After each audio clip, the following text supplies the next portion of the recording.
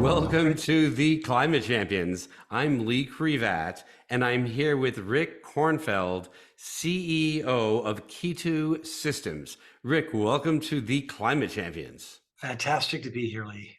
It's fantastic to have you on the show.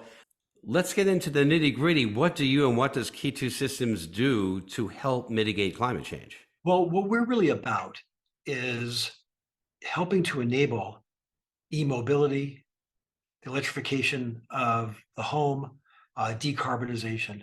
And the way we do that is that a lot of those things, what e-mobility directly and some of these other things, involve a change in the way that electricity is generated or consumed. And to do that effectively, you need to be able to communicate with these often distributed devices, often owned by customers, sometimes called behind the meter devices. You need to be able to intelligently communicate with them and coordinate them. When you say you need to communicate and coordinate with them, do you mean the utility or Kitu Systems?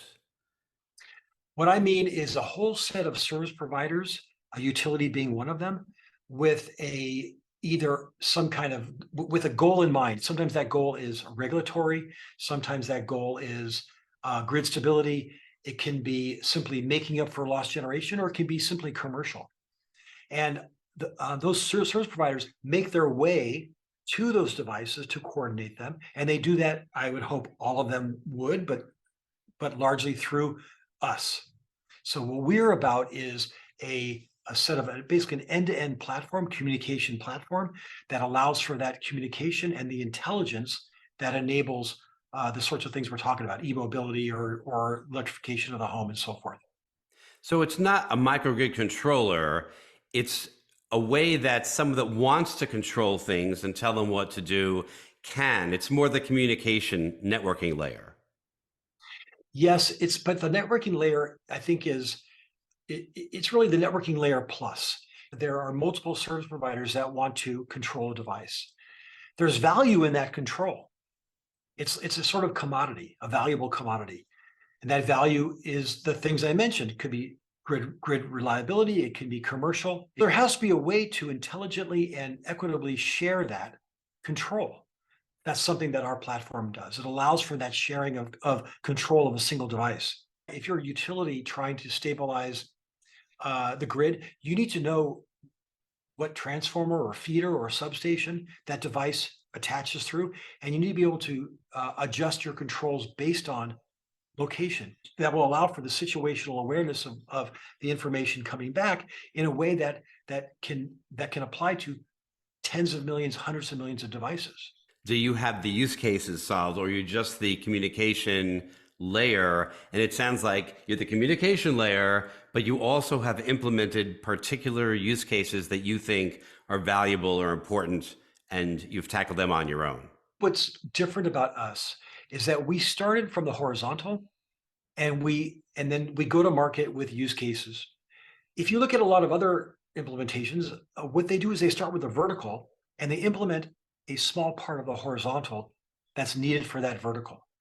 And the big difference there is that when you think about the overall ecosystem and trying to coordinate everything from electric vehicles to baseboard heaters to whatever it is, that you really want one harmonized way to do all of that. There's so much more value in doing that. The starting from the vertical and working down doesn't lead to that. And we see that because we see, for example, in the electric vehicle ecosystem, a very different set of technologies and approaches and kind of way of control than you do in the way you're controlling photovoltaic systems or stationary battery. Those are, in other words, they're diverging. And the way we approach it is it is harmonized from the get-go. And I think going the other way, it causes divergence, which I don't think will serve people and serve all the use cases well into the future. Can you talk more about your prior background and how you got where you are today? I don't know how far back you want me to go, but I'm going to mention something a little bit further back than you probably have in mind, which is that when I was in high school, so I I didn't expect you to want to know what I did in high school, but in high school, in the early part of college, I worked as a mechanic, and I love mechanical things. I don't have a mechanical degree at all. I love turning a wrench, and I love the immediate gratification of that kind of thing. Um, but I actually began my career at Linkabit. Now, I don't know if you know Linkabit. You were spent time in San Diego. Linkabit, which was founded in the '60s, is sort of the root of the communications tree in the same way that Fairchild is in the the root of the semiconductor tree in the Bay Area. And I was an engineer, electrical engineer. My background is RF and RF systems, and I worked in as an engineer in defense contracting and that kind of thing at Linkabit. I joined Qualcomm towards the very beginning of Qualcomm, right after Qualcomm started. And people don't even realize this, that Qualcomm did a lot of military contracting as well, and I did that at Qualcomm, and and actually enjoyed that kind of work a lot. But the thing I did at Qualcomm, I think that had a lot of impact was really had to do with what Qualcomm did around cellular, which is really what Qualcomm's known the most for, and around a it was a form of 2G. We're up to 5G now. Back then it was 2G, which was called CDMA, which is a kind of communication mechanism. Won't go into the details there. And spent time. I was VP of engineering, and I led all of the development of the cellular handsets at Qualcomm. Um, and after Qualcomm, I really decided to move from engineering to the business side. So my next thing, I was actually one of the founders of a company that was a cellular carrier, and I had a business role, and I've had business roles since.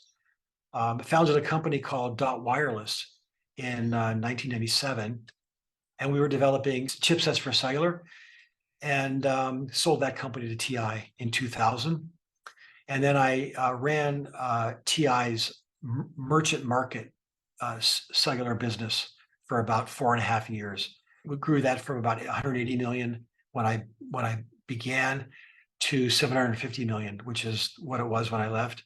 And I had about 800 people under me. And I mentioned before, there's good luck and bad luck, I suppose. You need to be able to leverage the good. But I certainly think I've benefited from jelly side up on a few occasions too. Jelly side up. I love that. Thank you for that. Can you talk about the successes that you're most proud of? Back at Qualcomm, we were in the middle of a fundamental disruption.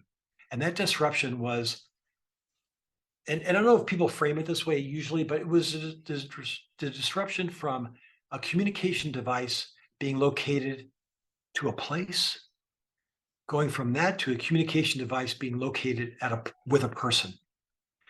And more specifically, what I mean is the disruption that happened in cellular. Now, Qualcomm didn't invent cellular, but I think what Qualcomm did, which of course was a big part of 2G, but also 3G as well, was to be part of that disruption.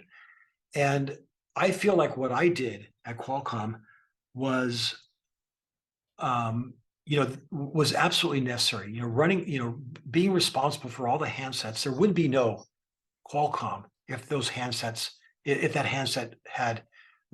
were not available. Because people at that point had maybe begrudgingly accepted that the technical approach was correct, but did not accept that you could build handsets that were small enough, consumer friendly, cheap enough, all the rest of it. They did not accept that. It was not an easy thing to do. In fact, there were a lot of people even inside Qualcomm that didn't believe it was possible. Either I was smart enough or stupid enough to think it was. And I think that, to me, being part of that fundamental transition is something I'm really proud of. And I would say, and this isn't your question, but I would say that we're in that same transition again in what we're doing. The transition in terms of mobility and in terms of how energy is generated and consumed, two enormous markets, enormous critical parts of the way the world works, are both fundamentally transforming, and they're doing it together. And that disruption we now are in the middle of. Now, I hope when I'm on your podcast in another 10 years, I can look back and say, now that was the greatest accomplishment, because we haven't done it yet.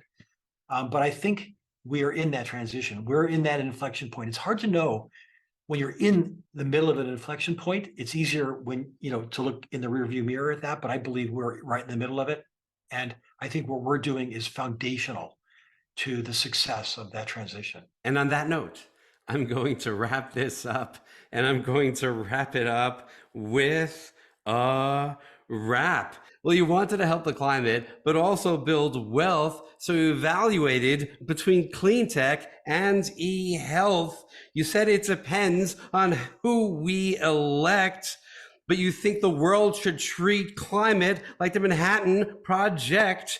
Kitu Systems, they're products that can control and to stabilize the grid on the earth is your goal.